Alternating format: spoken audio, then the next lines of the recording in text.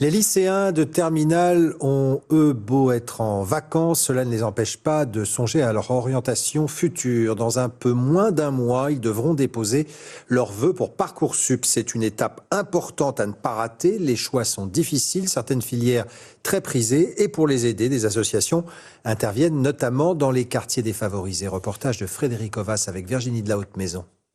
Je m'appelle Émeric et je ne sais pas ce que je veux faire. Je m'appelle Ilona et je voudrais bien faire un DUT génie biologique.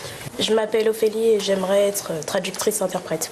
Après les vacances scolaires, précisément le 14 mars, tous ces élèves de ce lycée professionnel de Romainville devront entrer leurs vœux dans Parcoursup. Ce logiciel leur dira où ils sont acceptés l'année prochaine. C'est inquiétant parce qu'en fait, on prévoit d'autres plans, mais n'empêche, on veut le premier choix. On va voir ensemble. Une orientation particulièrement difficile en zone défavorisée où le temps pour l'aide personnalisée ne suffit pas toujours. C'est compliqué parce que ma mère, elle comprend pas trop vu qu'elle n'a pas grandi ici. Donc elle sait pas vraiment comment ça se passe. Vu le contexte familial de nos élèves, c'est un petit peu compliqué. Ils peuvent pas vraiment discuter de ça à la maison. Donc ils comptent sur nous.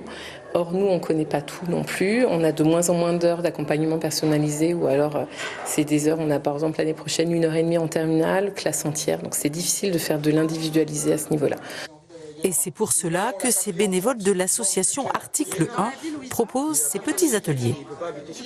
On a des jeunes qui, par exemple, ne vont pas, alors qu'ils auraient les capacités scolaires, ne vont pas s'orienter en classe préparatoire, par exemple, ou ne vont pas oser partir de chez eux parce qu'ils vont estimer qu'il y a des problématiques financières qui les empêchent du coup d'aller étudier dans une autre ville. Et du coup, nous, on veut leur montrer que c'est possible. Et tout est décrypté par ces jeunes adultes. Vous savez tous ce que c'est, le logement Crous ? La différence d'encadrement entre une université et un IUT, si les cours seront plutôt théoriques ou s'il y aura des stages, et surtout comment faire un budget et boucler ses fins de mois.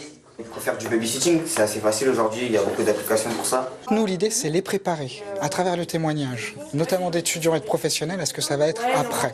Et notamment ce que ça va être les études, la vie quotidienne de l'étudiant et notamment sa vie matérielle. Quand je suis arrivée en terminale, je savais toujours pas ce que je voulais faire, mais la seule chose dont j'étais à peu près sûre, c'était que je voulais plus continuer dans le scientifique.